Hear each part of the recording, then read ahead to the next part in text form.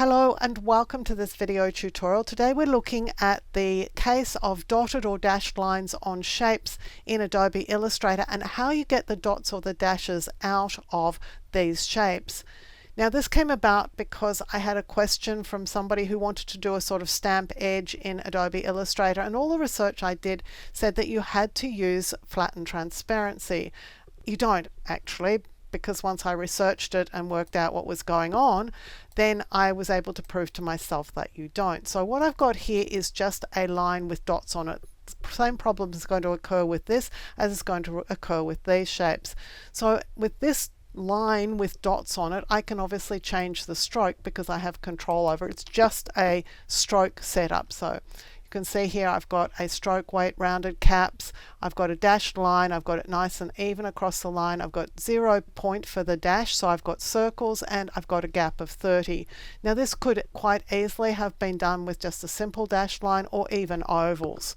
We're going to get ovals if we increase the dash length, so it doesn't matter what these are.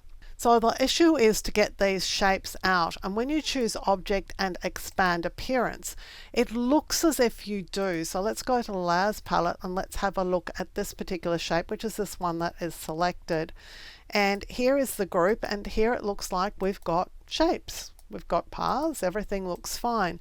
But if you have a look over here in the toolbar, you'll see that this is actually a stroke. It's not a filled shape, and this path 2 here is a stroke. It's not a filled shape, and this one is too. So what's happening is when we do the Expand Appearance, we're ending up with a series of stroked shapes, not filled shape. And that's the thing that people will tell you, is that Expand Appearance doesn't work on dashed lines. Well, yes and no. You don't have to use Flatten Transparency to get these out as filled shapes. What you have to do is take this a step further.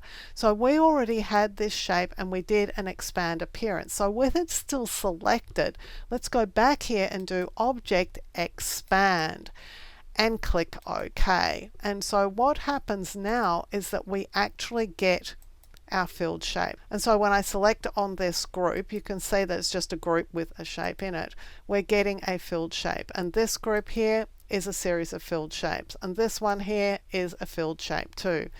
Now you could use Flatten Transparency because you're going to get the same result, but you don't have to. I think that's the point here. So let's just go and select over this, and let's go to Object and Flatten Transparency. So here we would make sure that we have dragged this raster vector balance all the way to vectors and just click OK. So what we have here is filled shapes. Each one of these is a filled shape. So with the Flatten Transparency, we're getting the same result as if we did Expand Appearance and then Expand. Simple as that. So anytime somebody says to you, if you've got dotted lines, you have to use Flatten Transparency, you can say to them, no, I don't. I just have to do something twice. So let's have a look at this option here, this circle. And what I'm going to do is Object Expand Appearance, and we're going to get the same thing.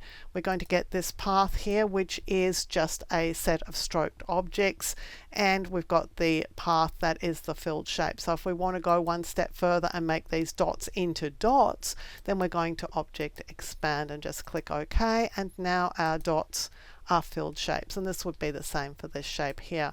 So I never like to just accept something because somebody tells me I have to do it, because there's got to be an explanation, and that's the explanation.